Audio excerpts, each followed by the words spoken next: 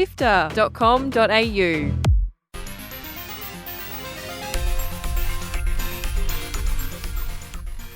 G'day and welcome to Drop Rate by SIFTER. Drop Rate is SIFTER's review podcast packed with thoughts and feelings about the newest video games, giving you insights from some of the best games writers around. I'm Chris Button, and today we're talking about Assassin's Creed Mirage, the latest entry in what is a very long-running series by this point, and I'm joined by SIFTER's own Gianni Di Giovanni. But before we get into the discussion, here are the top stories featured on Walkthrough, SIFTER's weekly news podcast.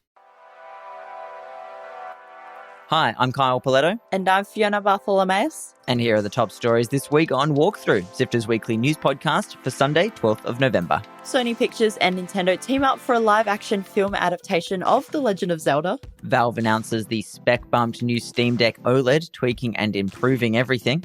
Australian indie CRPG Broken Roads is delayed to 2024, a week before it was due to launch. And the Overwatch League is officially done, with Blizzard and teams announcing the end. You can get every episode of Walkthrough for free on Apple Podcasts, Spotify, YouTube, or on our website sifter.com.au every Sunday.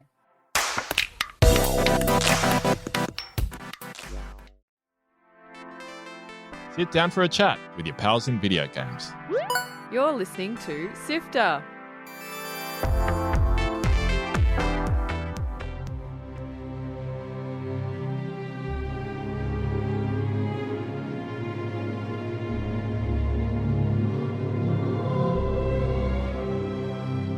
So Gianni, we mentioned that Assassin's Creed Mirage is the latest in arguably one of the most well-known and long-running major game franchises in the modern era.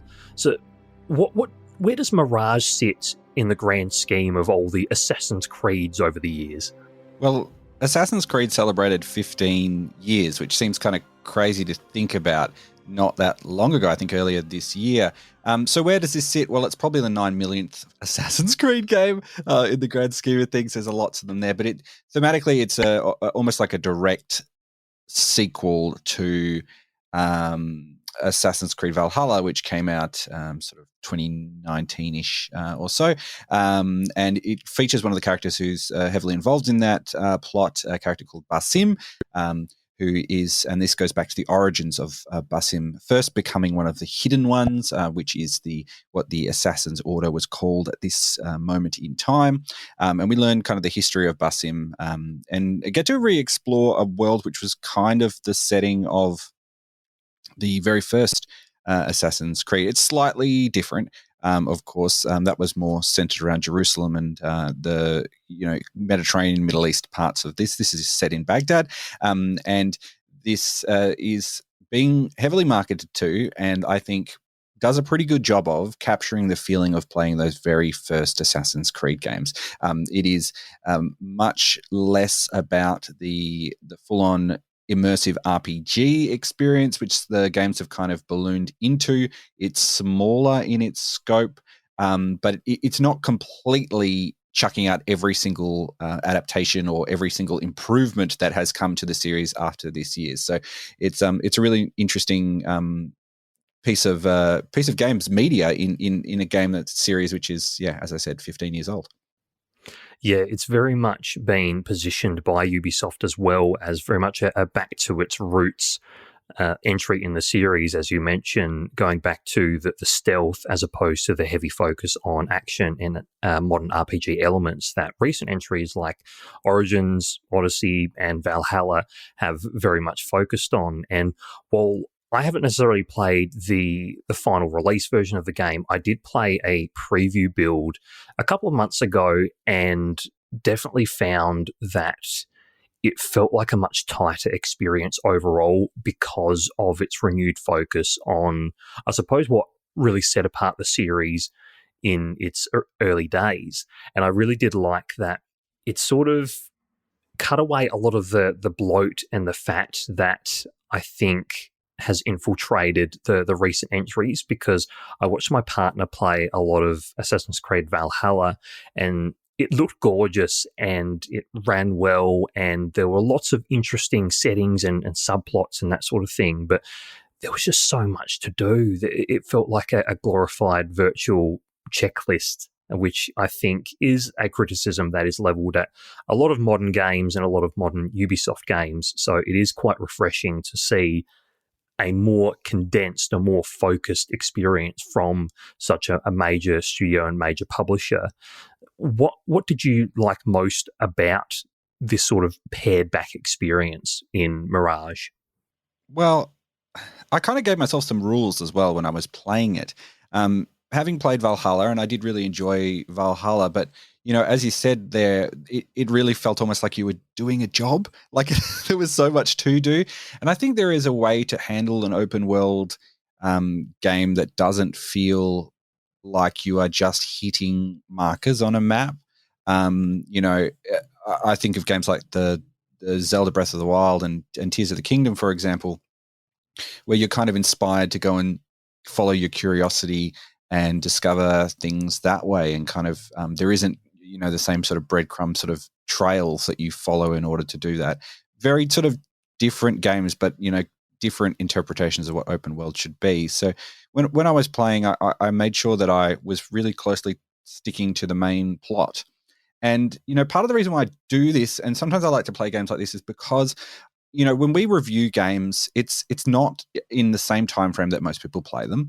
We're often in a shorter time frame in which to do these things, and we have to do certain things that most people probably also wouldn't do. So, I said probably the vast majority of people are going to play this over a very long period of time, and they're probably going to do a lot of the story missions to go through. So that's what I wanted to do as well. So what I really liked about it was, you had really nice sort of natural flowing cases, basically. So Basim's when Basim gets when you get your blades and you're out in the city causing ruckus, you have your main story plot is basically through following these cases. It's almost like there's a chart where you can see lots of different little faces about, and you've got your key objectives there, and of course some people have to be ended. It's not an Assassin's Creed game unless you assassinate people, but there's other all those elements that you remember from the early ones, like you're eavesdropping on conversations for information. You're having to pickpocket or steal items and keys in order to find out more information. You're using those high points on the map to get an understanding of the space in which you are running around in. And that is really just the core of what it was. There are quite a few items and itemization, and you can change your look and all of that sort of stuff, which is of course much more than was in the original game. There was a little tiny bit of that as you moved through the thing. Your clothing, I remember, sort of upgraded and got better, and you got more knives and all of that sort of stuff. But the full on costumes and looks and transmogrification, the changing of your views and stuff, like that's stuff that's been introduced into subsequent games, and that's still there in this one. But ultimately, I just found myself trying to put myself back into the position of what it was like to play that original series, which I think, has been a design intention from this developer. And remembering what I really enjoyed at the time. And it was running around, collecting all the high points, filling out my map so I could see where I could go.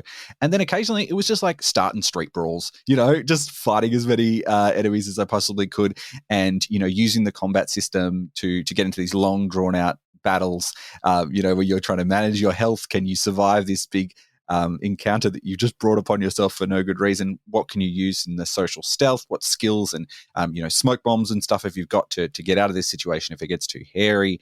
And that was just really fun. It just is. It's just a fun place to play in. I remember, we don't think about it that much now, but back in the day when the game first came out on the Xbox 360, that's how I played it.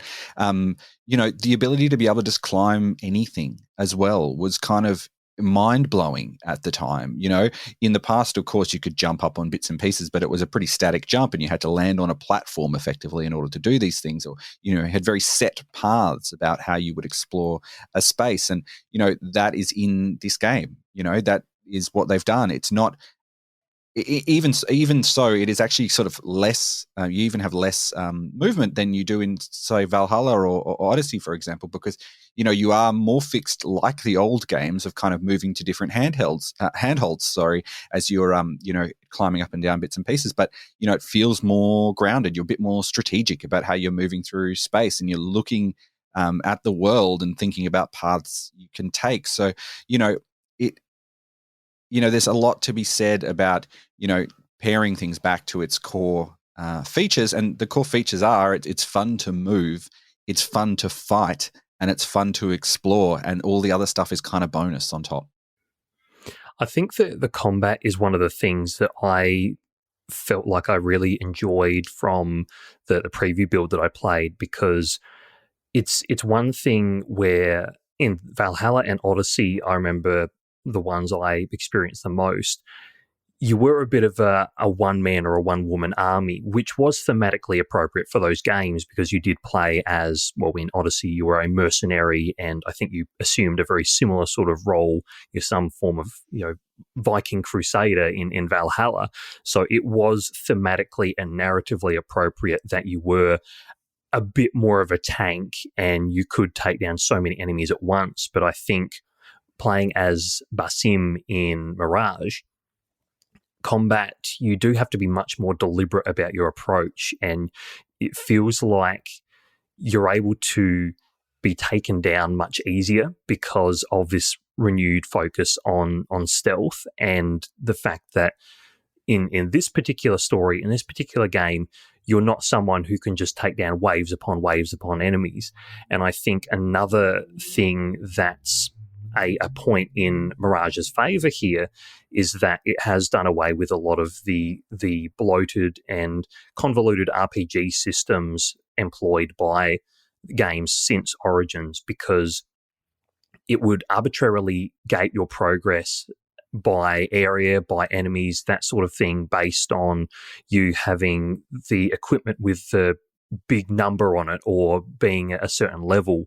Whereas here in Mirage, it feels like if you play your cards right and if you are stealthy enough, you are rewarded for your gameplay in that you can take down pretty much anyone with a single hidden blade to the back, which I feel like that was one of the core appeals of the original Assassin's Creed games, was that you did feel all-powerful but a little bit squishy as well, in terms of if you failed in your stealth, then you weren't directly punished as such, but things got a little bit harder in that you don't necessarily have the capacity to fight everyone off at once, and running away is very much a valid strategy.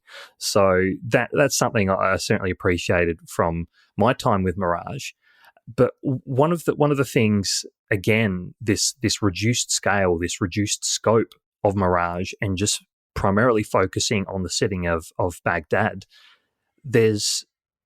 we see in a lot of modern games, especially the Assassin's Creed games, have done this really, really well in terms of their discovery modes, in letting you explore these beautiful virtual environments that are so painstakingly recreated. And a lot of games like these are great for the virtual tourism aspect. So, Gianni, I want to hear about your experience, exploring this recreation of Baghdad and what you thought of immersing yourself in this world. Yeah, I love it. And I find this to be really fascinating. I'm such a history fan. And, this is, there are things in this game that I had never heard of before. Like, I'm not a medieval scholar or by any regards, but I'm curious about that sort of stuff. And, I found myself searching for more information about the characters and the places in the world after I was playing. And of course, there are little, icons, little items you can collect in the world, which kind of fill out your codex of information, which give you a bit of context clues as to where you are in the space, and these set pieces in which you are living. And I think that's this isn't a one-to-one recreation. It's like a theme park that has is skinned in the way of Baghdad at that time, but it is enough in there. And I think treated respectfully enough as well, the setting at least, that you can go and learn more about it. And I think that is really kind of powerful when you think about it. And, a lot of historical fiction, I'm often compelled to learn more about how the author has gone and adjusted this world to or reshaped this world in a way that makes sense. And, that's one of the coolest things. Like, when I played the first games, like I, learned all about, the Crusades and the resistance to the Crusades and, the Renaissance and, pirates and things like that. And so, that's really, really cool and fascinating. And, sometimes it's a simplified version, of course. And, one of the things you can do, of course, is, tour these in the subsequent games, the recent ones as well. I think it started with Origins back in the day, but, they actually have a historical and educational way to play the game as well, where you can go from place to place and actually just learn about the space that you're in and use it as like a historical learning tool. And, there's a lot of historians who are involved with making this too. So, it's fun and it's interesting, and to me, it feels like a really good little catalyst to learn more about the past of cultures that you may not have a huge familiarity with, but if you can come out of this and think more about the world in which we live in and the past that we have lived in, then that's really great, I reckon. We touched on this at the start of the discussion in terms of where Mirage fits in terms of the sort of the broad history of the Assassin's Creed franchise. It's one of those series that is quite well known for a rather in-depth and convoluted lore and a lot of interconnected stories that sort of carry on between games. And we mentioned that this does revolve around Basim, who was a character who featured quite heavily in Valhalla. So I'm curious, Gianni, do you think Mirage is a game that anyone could reasonably jump into, or does it require a fair bit of assumed knowledge on the player's part? Oh, look, of course there's a little bit in it, but I mean, the series is so old now. I think most people have got a pretty general understanding of what the world is like. Like, I think, those touchstones, those visual elements, the first assassin you mean in the game is that Shore Agardashlu, who has that incredible voice, the voice that as Christian Alvarez-Sarala in the Expanse series. And, she looks like an assassin, right? So that's the visual elements of that. If I think it would be tricky if you've played games over the last 15 years to be completely oblivious to that. Are you ready to leave your life behind and walk the path of shadows? I am. Are you ready to give up who you once thought you were? Ready to sacrifice everything you held close? I am. Never forget the tenets you have sworn to uphold. Stay your blade from the flesh of the innocent. Hide in plain sight. Never compromise the Brotherhood. Then, out of the dark, you will come into the light. And from the light, you will return to the dark. But, I, as someone, like, I played a lot of the Assassin's Creed games, I played them very religiously up until Black Flag. That was probably the last one that I fully completed. And I'm talking about 100% of these games. And I think a lot of it was, the feeling, and we'll never truly know the full intentions of what this was, but it really felt like this first series of games were a hit. And they were like, okay, well, what next? And then it just continued to be a pretty big hit. So they just kept expanding it. And I think if you approach a Mirage in a way that, like, this is almost like a soft reboot again in a way, just play it as is. And, you can dig into the menus if you want to learn more about it, or do a quick Google. I'm sure there is a lore video you can go and rewatch, but you kind of don't really need to, because that sort of meta plot on top has actually also been sort of somewhat reduced. The games used to have a very strong science fiction element to it as well. That was part of the world. There was the modern day world, and then there was also the simulated animus world that you experience, and that has really been reduced over years. So, I think if you go in there and think, okay, cool, that's really good, maybe I would, if you wanted to expand out your play style, you could say, okay, well, I'm going to go back to the immediate predecessor to this game, which is Assassin's Creed Valhalla, which of course talks a lot about some of those, quite full on lore.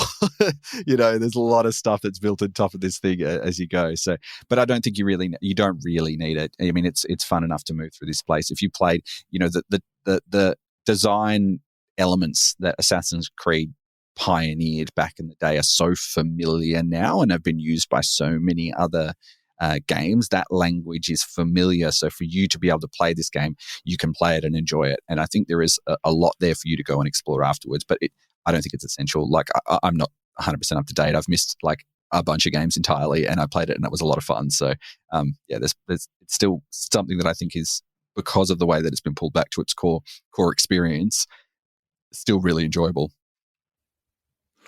Overall, quite enjoyable by the sounds of things, but was there anything about Assassin's Creed Mirage that didn't quite hit the mark for you? It's still pretty janky. Like there are definitely bits in it which feel like there was one particular moment where I was in this sort of like well, and I was trying to find an item down the bottom of a well of this thing, and you have to kind of slowly climb up. And because of course you can't climb up every single surface as you can do in previous games, you had to really follow the path. And then if I was trying to jump to a higher point, but because the contextual command of the game meant that it made me jump backwards and do sort of like an eagle dive back into the pool of water down the bottom. And I did that like twice before I got out of that well. And there's moments like that as well where I was, I had just started a street brawl for no good reason, and then realized I'd bitten off more than I could chew. And then I decided to run. And then, the pathing of where you were going isn't as simple as some of the, even like Assassin's Creed 2, right? Like that was improved a lot from where you could climb and stuff. So some of that does feel a little bit funny. It's not an end of the world sort of thing. It's, it's totally doable. But yeah, there is a little bit of that sort of, getting used to it. And it wasn't a game-breaking thing for me in any capacity, but it would definitely, for good and for worse, it literally reminded me of playing those first games back in the early 2000s. Even playing the preview build, I found that very much the case, that there was very much the typical Assassin's Creed jank in terms of the pathfinding or trying to traverse or free run parkour across various obstacles. But I think it's almost part of the series' unique charm in terms of we talk about games having ongoing conventions and motifs, and whether you've played an Assassin's Creed game before or not, this is very much core to the Assassin's Creed experience, which is a little bit funny to say because often you hear about the sort of the very broad catch-all term of jank used in a negative connotation. But I think even when we spoke about Starfield not that long ago, these big games are known to have jank, and that's sort of accepted as part of the experience, but one that doesn't really hamper your enjoyment of the game. They're incredibly complex. I think this is the thing as well. Like, Mirage is, a factor of, we don't even know how much more complex than the first game, right? So, I mean, that's part of the, that's part of the nature of making a game at this scale, right? And, if you remember, you may not remember, but the original Assassin's Creed games had like literal walls, and they weren't invisible walls. You would if you didn't progress far enough in the storyline, there this big sort of animus like glitchiness would appear, and you would be literally gated from entering different parts of the world. And if you think about, as I mentioned, Breath of the Wild and Tears of the Kingdom, could you imagine hitting a wall as you're exploring this world? It was, that was the design of the time. You don't really have that in this one here. You can actually kind of first thing I did was I got on a camel and just ran around for a really long time, and just wherever, was interesting, I just kind of moved. And so, there's lots of that stuff that I think, has been improved after 15 years of game design, and, game measurement and all that sort of thing. So, it wasn't. It reminded me of these things, but it's definitely not something that I think was a game-breaking experience by any stretch of the means. No, of course not. So then who ultimately, Gianni, would enjoy playing Assassin's Creed Mirage the most? I really think it's for people who played those early games. I think lots of people are going to enjoy this, but, for capturing that experience of what that felt like, in many ways it does capture the feeling, if not the actuality, of those early experiences. At least for me, it did. And, I think if you were the sort of person who bounced off the more complex games, this might be the one for you to come back into, And I think we've seen there are a lot of different Assassin's Creed games on the way. So I'm sure it'll be like any of those other large franchises like Call of Duty, where you've got different teams working on slightly different experiences. So, they might make Assassin's Creed Hex or Assassin's Creed Jade, whatever the project names are for those particular ones. One of those is probably going to be the deep RPG experience, if that was the thing that you really loved from Valhalla, from Odyssey, from Origins. But that there can be space within that for these different, simpler, more streamlined experiences, I think is just a better thing for the player. So really, yeah, if you're a sort of person who maybe hasn't played one since Black Flag, for example, or played one of the newer ones for an hour or two and then thought, oh, I can't go collecting any more of these things. That could be what to do. And, give yourself a limitation as well. I think, you don't need to do everything in a video game. I think we are often incentivized to go and collect everything if we're chasing achievements or the UI will point us to all of these different possibilities, but you can give yourself a smaller path. And I think that might be rewarding in this circumstance. It's a really interesting, I think the original history of this game was it was supposed to be a downloadable content for Valhalla and was arranged and then spin off into its own full game. So, I'm glad that this sort of thing does exist because, if you like the world and you like the gameplay of these and, it kind of doesn't get better when you can work through an area and, sneak through bushes and whistle and lure over every single enemy you possibly can and, and then just walk up to the front door because everyone else is cactus. Like, that's great. That's a lot of fun. So, if you've bounced off Assassin's Creed games in the past, maybe you played the very earliest games and were looking to recapture that feeling, then that's who I would recommend Assassin's Creed Mirage to. Going back to this very sort of back to its roots approach for Assassin's Creed Mirage certainly sounds like it's very much a hit among players and a lot of critics. And you've hinted very heavily towards this, Gianni, but do you drop or rate Mirage? Look, I rate it, but I know that I won't play this game again. I'm going to play it once, and then it's not going to be the sort of thing that I return to, and that's okay. I think it's enough to go through and enjoy this one experience. But it's not in the same way that I play those other ones many times on different platforms and all sorts of things. It's just go through and play it once, and that'll be good enough for me. So yeah, think about it. It might be very different for you. You don't have to play the volume of games that we have to do when we're covering them, but I think play it, enjoy it. I think you'll really enjoy it if you have that sort of history with the game. But yeah, then move on to something else. And that is Assassin's Creed Mirage from Ubisoft, a game that, well, has been a very much a welcome return to the core of the series and one that possibly may come up in Game of the Year discussion towards the end of the year.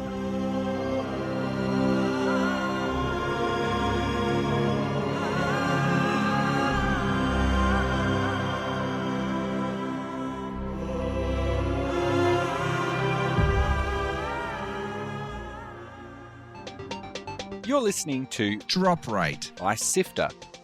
Visit us on sifter.com.au. This has been Drop Rate by SIFTER, our video game review podcast. Thanks to Brian Fairbanks from Salty Dog Sounds for composing the theme music. SIFTER is produced by Chris Button, Fiona Bartholomeus, Daniel Ang, and Adam Christou.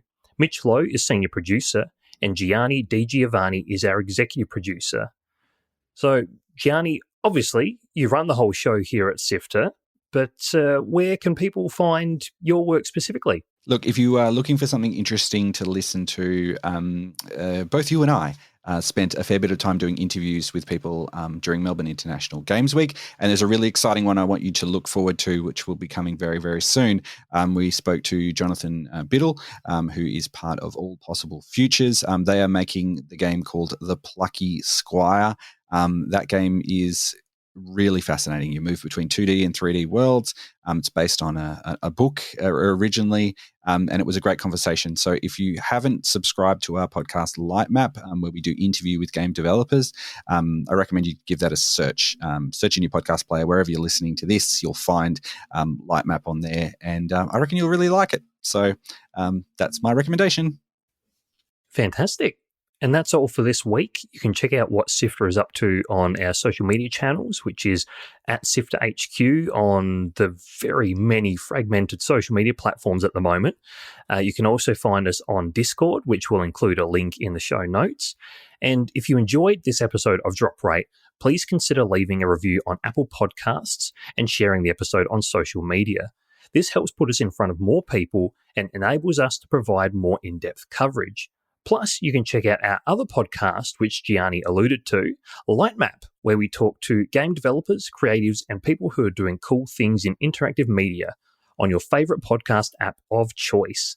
And you can also head to sifter.com.au for written coverage, articles, interviews, reviews, and more. Thank you very much for joining us. See you next time.